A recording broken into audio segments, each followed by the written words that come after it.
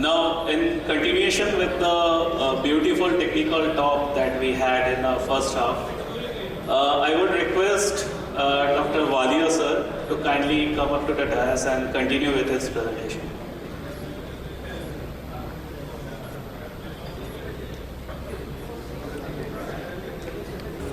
जगाना है और जगाने का काम देखता हूँ कितना सक्सेसफुल मैं होता हूँ या नहीं होता हूँ. So let's see. अच्छा, whatever you have learned so far, you know, all the predictive models that you got from the data that they co-analysis all the data, which we have seen here, but from the data you develop predictive models. अच्छा, predictive models are the but I will keep on telling you where to find them. Okay? So we use predictive models at every step.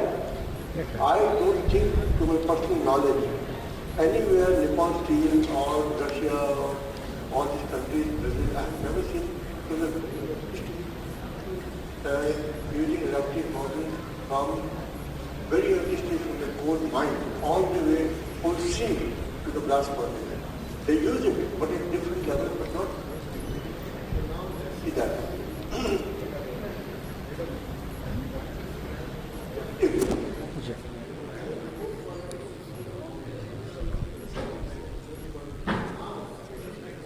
The emphasis is now, not only now, and into the foreseeable future.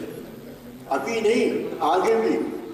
Future में हमको same coal supply होगा कि नहीं, समझ गए, और at varying stops of coal journey. So in other word we need to use those predictive model for the coal mine, coal wash plant and all the way like that.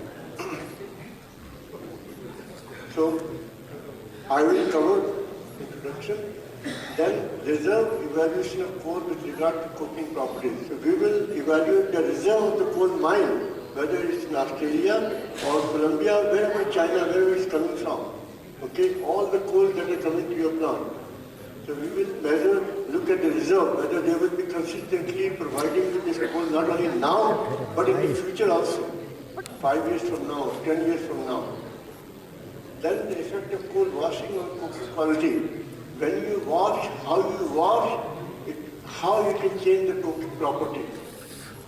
Then the effect of oxidation and coking quality of coal piles or in the mines. How does oxidation affect the property? Then proper identification of measures at the mine. You need to identify measures, not only just simply petrographic means, but there are other things also that are involved. Then coal preparation and then design at the coke plant. Now after the mine, now the procedure is being done at the coke plant. Then the coal quality monitoring at the coke plant. And then the coal quality monitoring for blast furnace PCI. So every step of the way, you will be analyzing and predicting the properties. Okay. Before selecting coal, coal producers would like to know not only quality of the coal being produced now, but into the foreseeable future. Okay, first, let's start with the reserve evaluation. Two properties. One is CSR and one is the coal strength, which is stability in America, and you call it M40 here.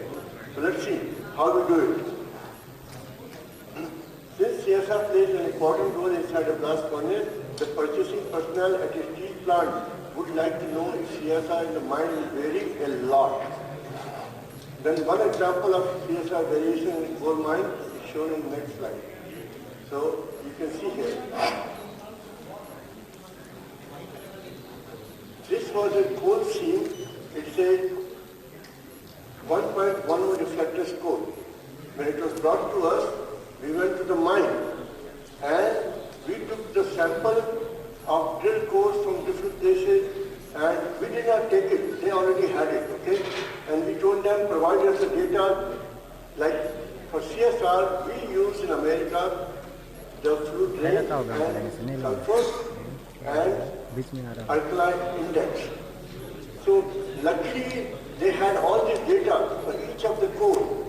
So we predicted CSR for each of the code and drew the CSR lines. So when we saw this 75 CSR, 70 CSR, we said, wow, this is the mind. We need to sign a long-term contract because we know very well that they will consistently produce high CSR coal, not only today, but into the future till the mine runs out. Okay?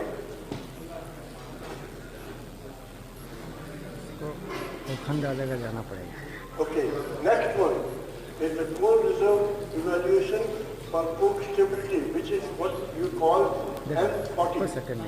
Okay, so for M40, this is what we do. And I hope that you have learned enough from this lecture and you will force your coal producers to show you these things so that you know whether the coal will have consistent properties in the future or not. So watch it. This was one of the first early projects at university. Since stability plays an important role both before it reaches the blast furnace and then inside the blast furnace, the purchasing personnel at the steel plant would like to know if stability varies a lot. For stability prediction, spectrographic data along with ash and sulfur values are used. So in America, Shapiro and Gray. So if you want, you can go into Google and type the paper stability prediction by Shapiro and Gray, and you will see 3 or 4 papers, and they were very good. They describe exactly how to calculate. So you can calculate by yourself. That's what I do when I travel all over. I do the method. By the way, I forgot to say, in the previous CSR, you can go to literature and get the paper on how to predict CSR by undermining it, okay? So, I will keep on telling you, they are not here, but you can find these papers, okay?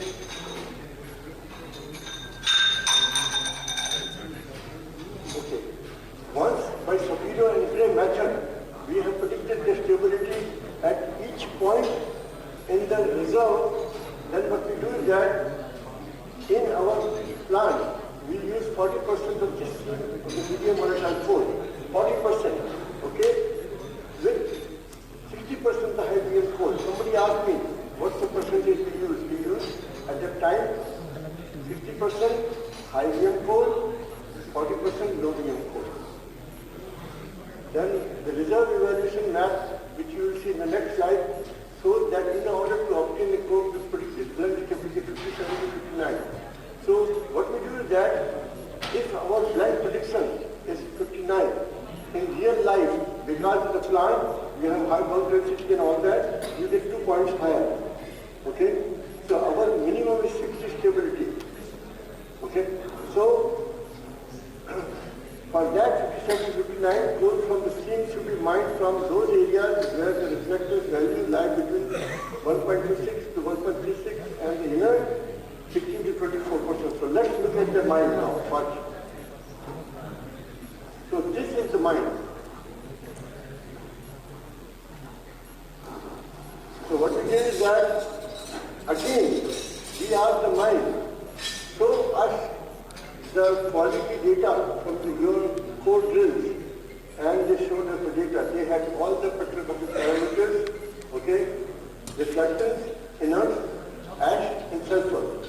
Based on that, we wrote down, we drew these lines. These are the lines of, see that area?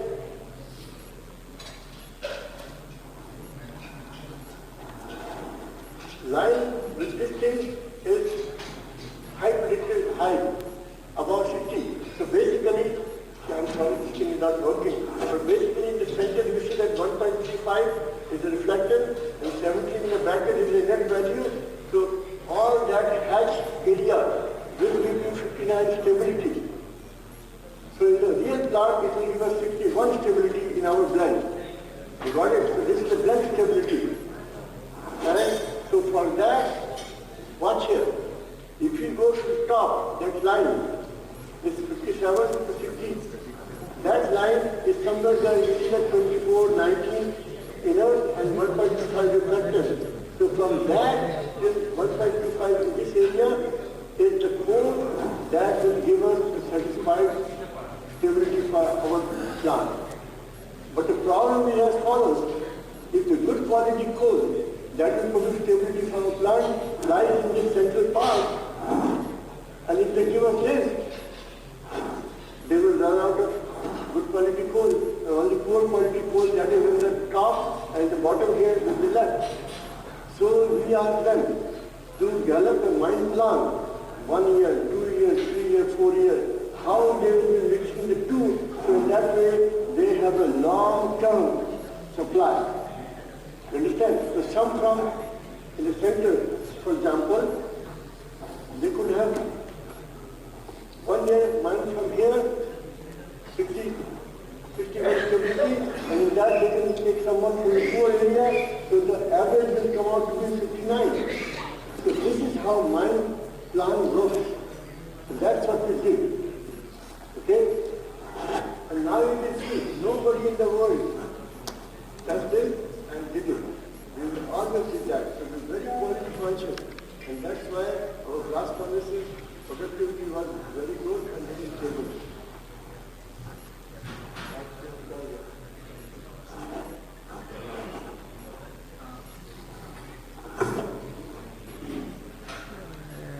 Should also be doing the same thing. You know why?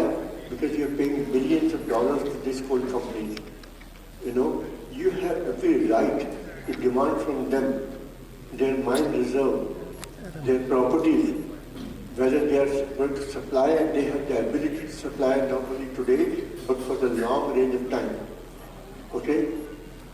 So you need to be a little bit more, tough with them. And if they don't have it, then fine, go to somebody else who listens to you, because you are paying them a huge amount of money. Okay? And it affects your blast furnace performance. So this is what, this data, you know how old is data? About 70, 80. So we were doing from that time. The CSR reserve that you saw, we had implemented that in 84, 85, something like that. Okay?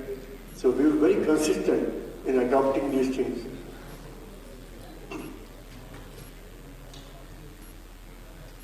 Oh, okay. Coal from the central part of the seam is suitable for the steel plant's purpose. The northern and southern parts of the future mining area would produce poorer coal quality. Hence, a proper mining plan need to be developed that utilizes coal in such a way so that the mine is not left out with poorer quality coal. Note the reflectance and unit values also give indication of oil pressure exerted during cooking as shown by Khan. Very good. I would request you to look for Thompson and Benedict 1975 paper.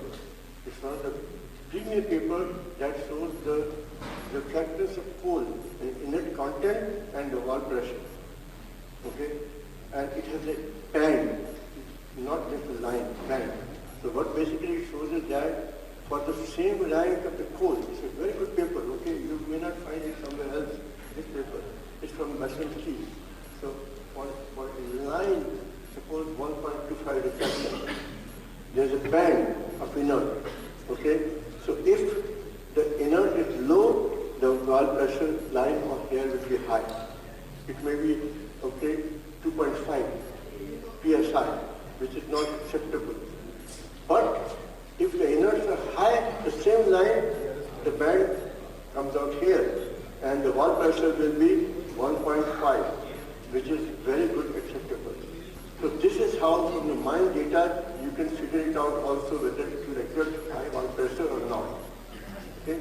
So that paper is a very valuable paper. Okay. This, if you are sleeping, you need to get up. You know why? This data is about India.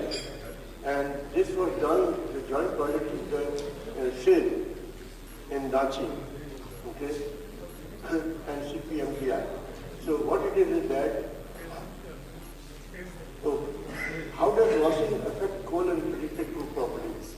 One example of Indian coal was to produce different levels resultant ash and its effect on coal properties, especially particularly CSR and coal in the next slide. The data is supplied through joint study by SAIL and CPMDI. Now, this is a very good slide. Okay? Look what happens. It's the same coal. And they reduced the ash from 16.70 to 14.20 to 10.20. Look at the effect. It's unbelievable. Look at CSR, 37 for the original was 16.70 ash. But 14.20 ash, 52. And 10.20 is 56. 56 CSR. Very good CSR. From the same course. So the fuel has the properties. And you know why it improves so dramatically, so beautifully? Look at it. Because of, look at the fuel rate. In the high ash 61. In 1420 ash 22. And in 1020, 97 to me is a very good fuel rate.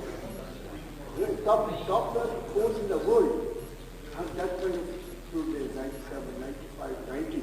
Anything in my mind above 90, I consider beautiful.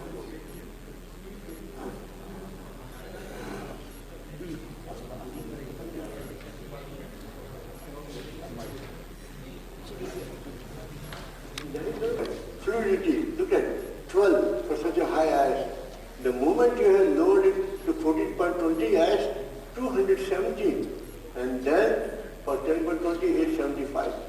Okay. So the main component of fluid rate has increased for CSR. But look at the alkali index, which is the alkali component. Look what happened. 2.25, bad. Anything about 2, I do not like it. Okay? So 2.25 for 14.20, 2.04 and 1.54 beautiful. Anything less than 2 is what I prefer for high CSR. Okay? Sulfur did not change very much. We have improved reflectance. It won't change because rank is the same. Vitinite, look at that. 31, 35, 42%, which is very good. And inert also decreased, which is good for here. See 58.9, 56.40, 51.30. And phosphorus also decreased. Okay, now what am I trying to say here? The predicted CSR improvement is due to an increase in geological properties, higher pressure fluidity and fluid rate, and a decrease in alkali index. It is imperative that when possibility studies are done, besides ash sulfur yield and satisfaction, the coating properties should also take into account. Now, the problem is that you have high ash. I understand. It's a problem. No doubt about it. But you saw the result. You can produce the best coal by lowering ash. So the question comes, what do we do? So, because of the scarcity of good coking coal, because of dependence upon foreign, these coal, all that, sources, I think it is imperative to look into the economics of using the higher, because you will be low, of using the higher rejected material for the power plant and the good quality for cooking. So you can see the result here. Effective coal oxidation and coking quality. It is locked. So as a result, you do not have the growth of carbon forms or reduction in forms of growth. So as a result, you will have isotropic carbon, which is like a glass, and it will immediately react and the CRR will increase dramatically, CSR will go down. Another thing is that coal may also contain pseudobutanate. What happens is that when the humus material is being deposited and if the shoreline is elevated or if the water goes back, then all that jellified material is exposed to the atmosphere to make cracks. You will have mud cracks on this coal material. And in that mud crack, the oxygen enters. So it will look like vitinite, but it's really oxidized when the coal will be formed. Nothing to do with later. It's already there. So we see in the coal, in vitinite, slips, and that tells us that there is a pseudobutanate here. So it looks like it's not reactive, but it won't react. As a result, the properties will go down. Okay, this is also very interesting. Okay, worldwide practice. People look at the the microscope, they say this is inert, this is reactive, blah, blah, and the coal will have higher properties. But look what happens. Many of the naturals in the coal are fluorescent material. They would look like a mineral, dark mineral. Okay, so you may count them as mineral, dark mineral, but they are really made of spores, or resins, or those resins that drops, or cuticles, that is the layer on the leaves. They are very rich in waxes, resinous material. So those are the ones that give you binding, that give you fluidity, that give you high fluidity and all that kind of thing. So what happens is that you cannot identify in optical microscope, ordinary light. You have to use a fluorescent light. Look what happens. Next slide. This is interesting. Watch here. There are these 4 poles. Western USA, poles from western part of America. This is Western USA. On another seam, this N seam, B seam, then Illinois number 6, and Indiana. So all these poles are very low in rank, like 0.5, 0.6, 0.8, that kind of reflection.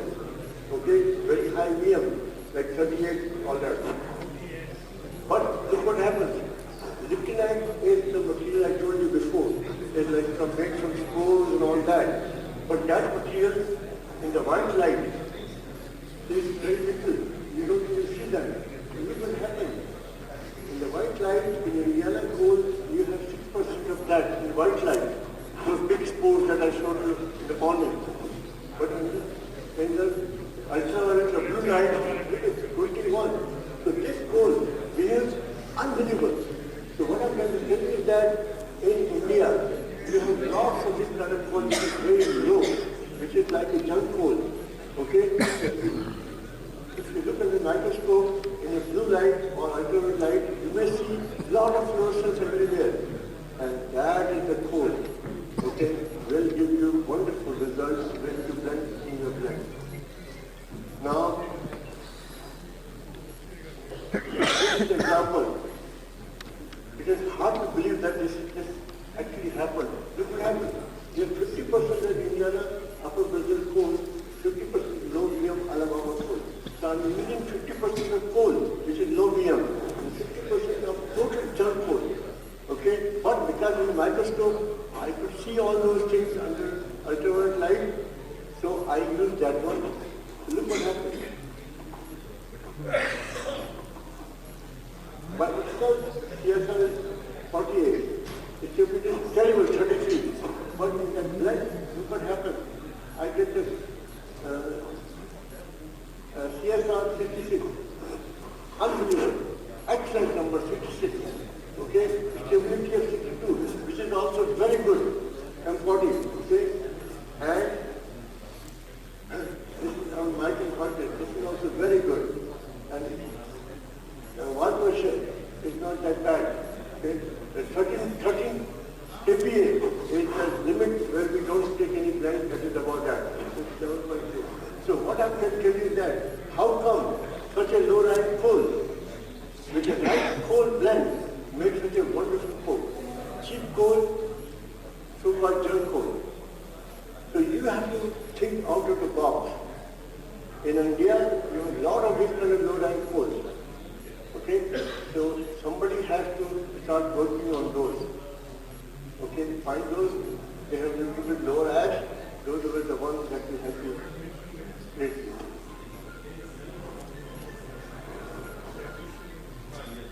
Okay. One example of how the coal preparation blend becomes the coke plant.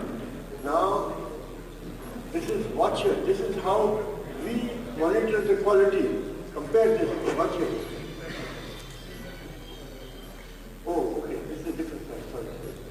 Let me go back.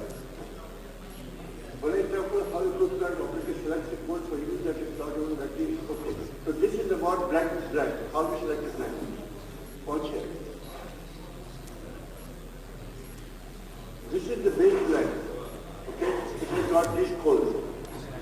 2 high volatile, 3 low volatile coals there. CSR, stability, all those, the rest is all coke properties there. Sulfur, phosphorus, alkali, coke yield, okay, blend VM with that reflection. So our blend reflectance is 1.14, okay, and it has got this, it has got, see here, CSR. CSR is 59. That is not acceptable. Not acceptable. So we need to change the blend. So what we did is that this coal, low volume 1, we took this out and put this one. Okay? So by doing that, it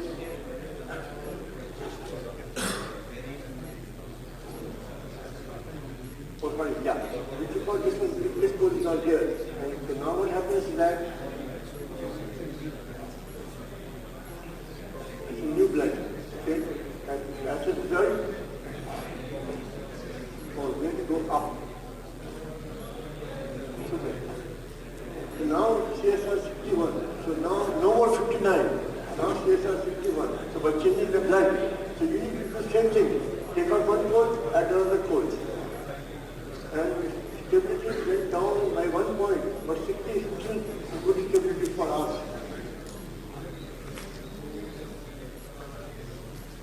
Okay. Now, how do we look at all these properties? So now let me give you, this is how we look at it. Watch here. I don't think anybody here in India does this thing. Watch. To monitor CSR. CSR depends upon all these things. Okay? Good range, chemistry, well design, contaminants, unknown effects, gross cooking time, combustion air, oil density, and so on and on. This is all we monitor for every coal on the ground. Then the CSR depends upon all these things. Okay? So this is how, when the new battery started, we monitored it. So if we really want to have a consistent product, we have to spend time and effort like this. Okay, not only that, then, for example, we were buying coke from China. Okay, so we monitor everything, every parameter. You look at it, the phosphorus started going up with the shipment. Then we told them, hey, this is not acceptable. So they over-corrected it. So as a result, it went down.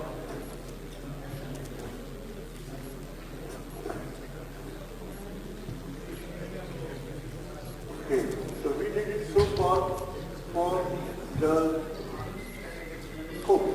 Now for PCI, we do the same thing for PCI. Okay? One example is next one. So we have two coals, coal A, coal B. Replacement ratio for coal A 0.8, 8 coal B 0.90. Now equation by Bennett and Stanley. So I will urge you that you should go in the literature, find this paper by Bennett and Stanley 1999, and it uses the ultimate analysis, and from that you can predict replacement ratio. So now you have two replacement ratio 0.88, 0.90. Now you have add here, okay, then VM, 38.6, so combustibility. Obviously the other course combustibility of B is higher, so coal char will be higher than A.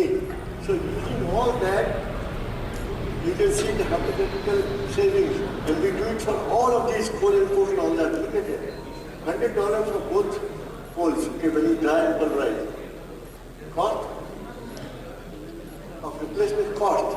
So cost divided by replacement ratio. It is telling you the replacement cost. So cost RR for both coals. This is lower than this one. So replacement cost difference of $2.53 per ton. So for 1 million ton facility, if you're using liquid coal, you will save $2.5 million per year. So this is how we justify the management that this coal is better than this coal. Understand? So all of this comes into our evaluation model. the CSR also, but these also for replacement ratio in the PCI. Somebody, a good producer selects coal based on contribution to the resulting for quality, a safe performance that would result in high cost sales and capacity. Good producers must give assurance of consistent high quality now and for the future mining areas. If you have learned anything from this lecture, is that when you go back, please ask your purchasing department that the coal people who are supplying. You done?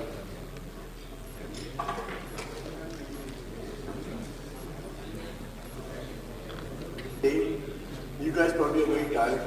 You'll be able to absorb a lot on that fourth lecture, but it's very applicable. You know, you'll be able to apply a lot. Whereas the blend design, you can read it from any books and all those things. So I'm going to go through very fast and basically select a few diagrams and tell you, okay? We won't go through very detailed on this one. And I'll tell you where to find resources for those diagrams, okay?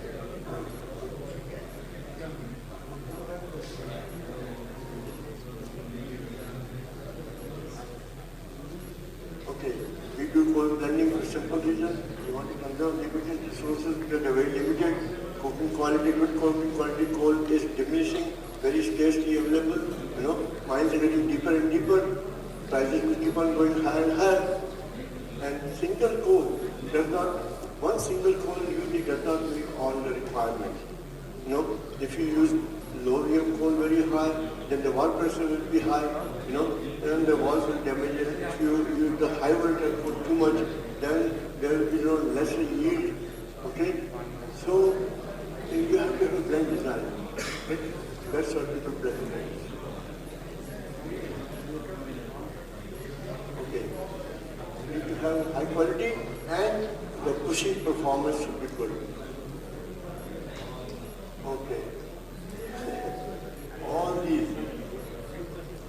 I won't go through all these, but basically you do triple blending to satisfy, you get your good physical properties of coke, then the hot stem properties of coke, and then you have a good oven pushing performance.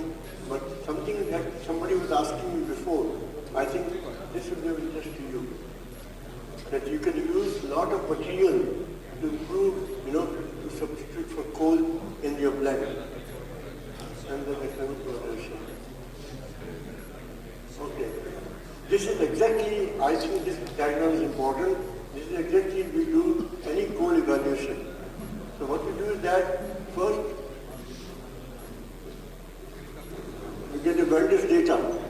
So from vendor's data, suppose from BHP is supplying you coal. So in that, they will send you data. So in that data, you will predict coking quality from the data, okay? And then assess its cost, availability, and then you will export 5-pound coal sample. Test it. So we start the whole thing 1 year ahead of time, okay? Then the laboratory testing. Then from the 5-pound sample, we want to make sure we test it so that it will produce the predicted quality. Okay, same as what is from the vendor's data sheet. Okay, because you want to make sure that the data sheet is the same as the coal that we supply to you. Okay, then economic evaluation, and then we order coal for pilot of incorporation. After that, we do the pilot on 100% coal and then on the blend, and then we recommend for plant trial. Then plant trial, monitor plant trial, adopt coal for plant trial. We did all this in the beginning, but later on our prediction models were so good, we started sometimes skipping and directly going to the plant trial. We were that confident. Okay, keep on moving. Keep moving. Keep moving. Keep moving. Okay, this we already saw. This is the quality of coal. Coke that you want. Okay. So now we will go through the coal blend design for hot stem problem. Okay. and inland. This is the equation that we use for CSR prediction. This is already published, okay? I wrote a deeper paper of CSR prediction model. So CSR is predicted by plastic wave and catalytic index. The catalytic index is the summary of alkali index and the sulfur. And very important point, the CSR is linearly additive. What does that mean? Okay, this is my diagram for CSR prediction. Okay, what I mean by linear addition is as follows. If you have a coal of 70 CSR, 60 CSR, A and B, then if you make 50% to coal, then the CSR will be 65. It's linearly additive. Okay?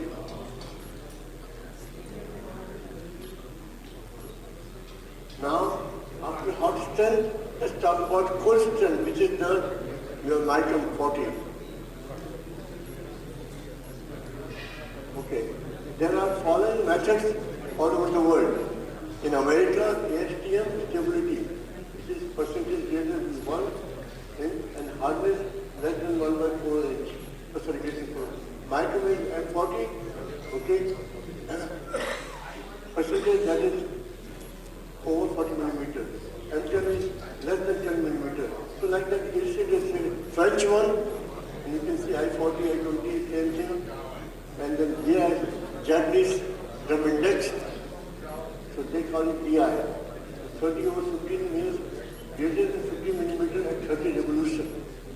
And they say another one, DI, which is 150 over 15, which is greater than 50 millimeters at 150 revolution, more revolution. So these are all based on drum. You put the coke in a drum, you rotate it for a particular number of revolution, and then you measure the size on particular size section.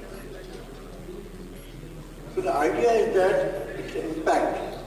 Coke is being impacted in a drum. This is replicating what it is traveling through the glass corners, going from top to bottom, or from the train, or from the wharf, or from the factory when it's pushed. So this is impact. So I told you about the superior and drake diagram. You can get this in the literature. To me, this work is unbelievable work. This is just mind-boggling how beautiful work they did it many years ago, and what it does is as follows. Basically, to make it simple, for a layman kind of thing, is that this is the inert in the core, or inert index kind of thing. And this is the rank of the coal in general. Okay? So what they did is that they took coal of different inert and lime and made a coke and saw the stability or micron 40 or whatever you want to call it. And then after plotting them, and then they join the lines with the same stability number. Okay? So the top line, for example, 65, 60 stability, and like that, the lowest one is this one.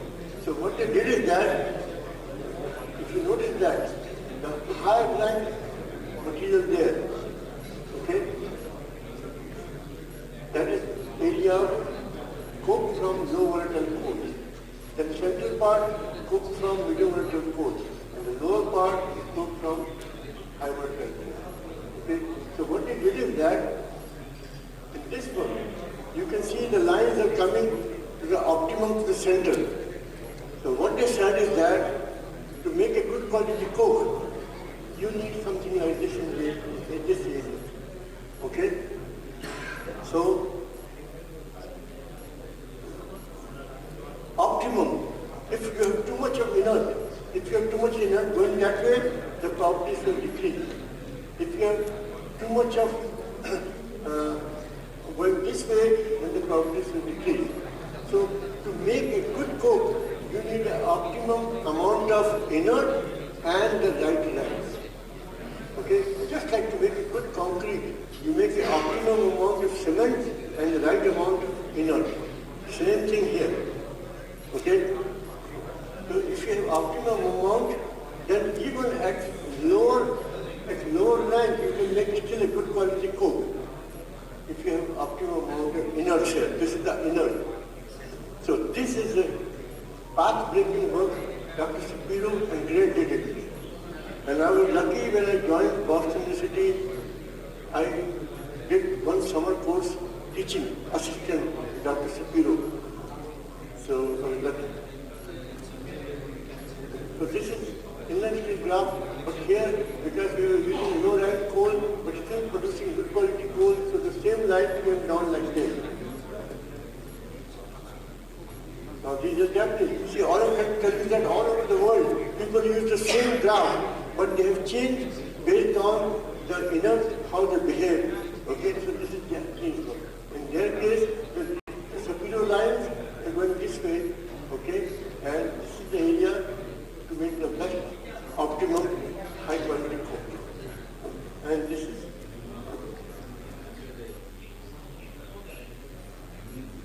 coke processing. This is a famous diagram, actually belongs to also that depends on what is that they plotted the reflectance, okay, the reflectance fluidity of the coal. And what they said is that this is the area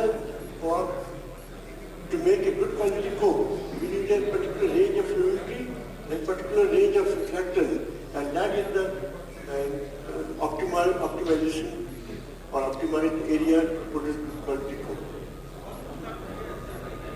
And these are the coals like Australian coals or Canadian coals that have high inert, okay, very high inert. How to predict for them? So this is again same thing here. We have reflectance, okay, and this is the area to produce the best quality coke. And that is the fluidity, okay, because Australian, Canadian coals have low fluidity. So you can take those papers from the bottom where I have. You can use relativimeter. There is a factor called G factor, where you take the softening temperature E, okay, and add it to that this solidification temperature, and then you can see the next one multiplied by K, which is the contraction, and plus D, which is the dilatation, and divided by V plus E. And so this is called G factor. COMA, which is Co-Common Managers Association of UK, but their work G factors for maximum impact stand between 1.15 to 1.05. In other words, to make a good quality M40 coal, you need the G factor between 1.15 to 1.05, and you can get that from the dilatation work. Okay? So all these properties, all these metrics are used to predict coke strength. Okay, then this is dilatation here, reflectance here. This is the area to make the best coking property in that area. How much dilatation, how much reflectance is needed at this area. Then there are some miscellaneous tests like these, where you have action side here, liquid type, or Roga index. So you can see if FSI is greater than 4, then only you can make better coke. Same thing there also.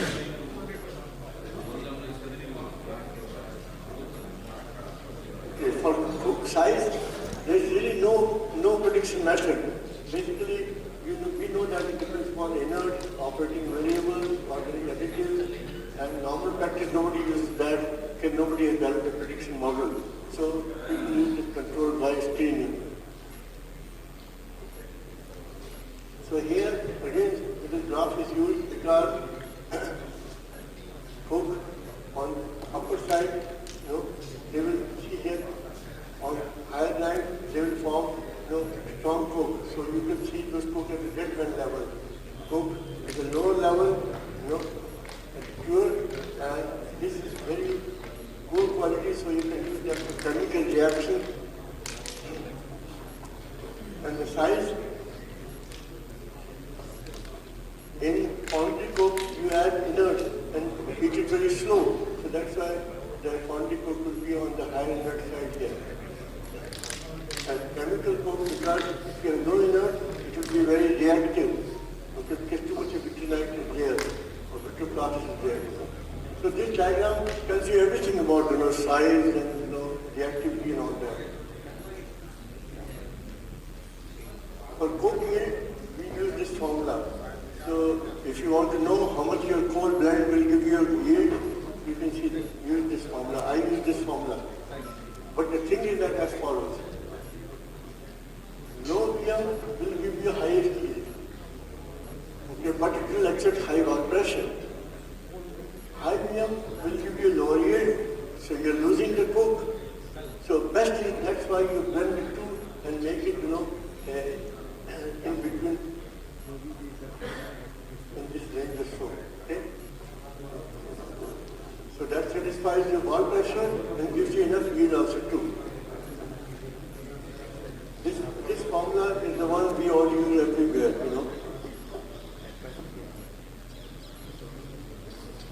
Okay, for these, there's nothing we can do. This is based on what coal you have, what chemistry you will get it. Okay, this is a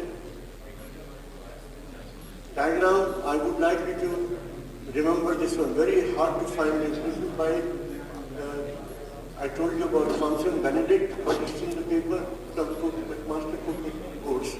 Okay, so you can get in literature by what it shows is, as I told you, this is the reflectance of coal, this is the pressure in the oven that you find. But what happens is a broad band, just like I told you. Okay? So this is low VM coal from one point here to 2 or something like that to 1.9 something like that. What you will see is that watch here. If suppose you draw a line here, then high enough to bring this line here, so the pressure will be lower, less than 2. But if you have low enough, the same line will be here, so you will have 2.5. We do not take any coal that will produce oil pressure more than 2 psi. So this is a very important diagram you may not find in other places. And the same thing, gas pressure, because not only the wall pressure increases, but gas also, too much gas comes out, that also increases the pressure. So this is about that. The higher the reflectance, higher is the gas pressure.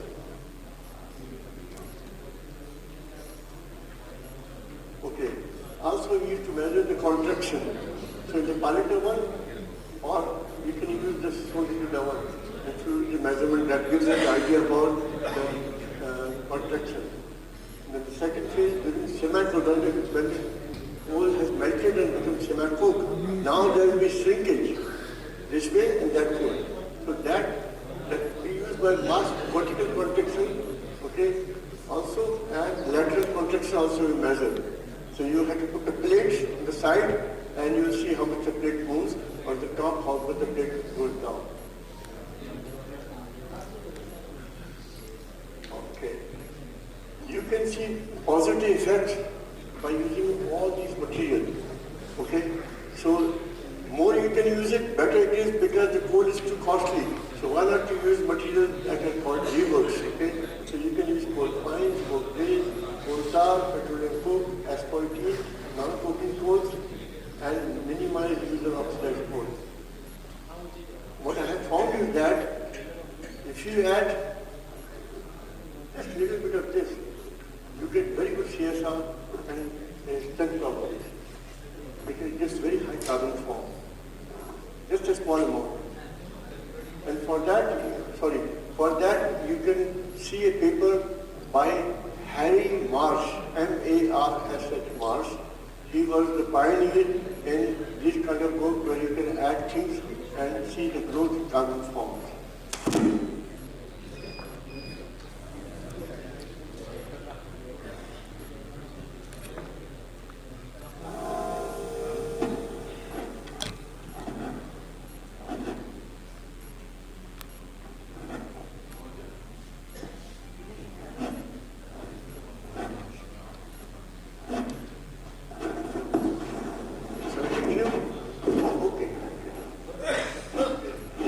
Next one.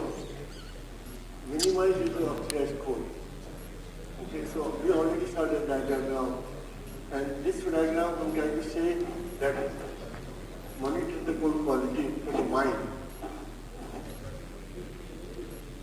Then after doing all that, we do the economic evaluation of the land, and that one we have two models. One is the coke plant operation model, and the other one is blast furnace operation model.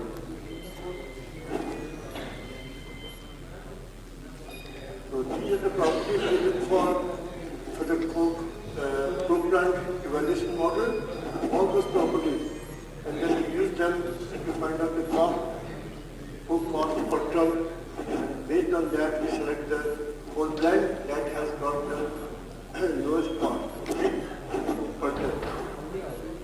Then we use the blast furnace operation model, and that one we use all the coke properties, and I told you the rules of thumb before, that how much it shares or drops, how much it will change the coke rate. So we use all that and then calculate the adjusted price of the blend and select the blend. So we don't just select the blend just because it looks good for CSR or stability. We select based on all those things in the blast furnace what the ultimate effect will be.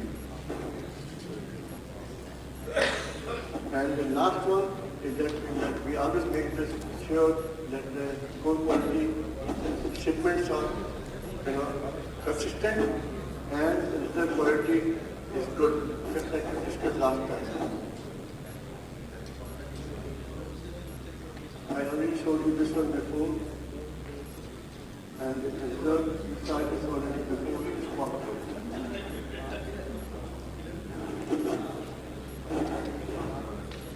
So, conclusion. Using the described procedures, book makers should be able to achieve a balance between the requirements of throughput, high coke quality, battery life, and cost efficiency, with an assurance of consistent supply of high quality coal in the future mining areas. So you will be satisfied that not only today you are getting good quality coal, but in the future also you will get it. So that's the end of my lecture. Thank you for attending.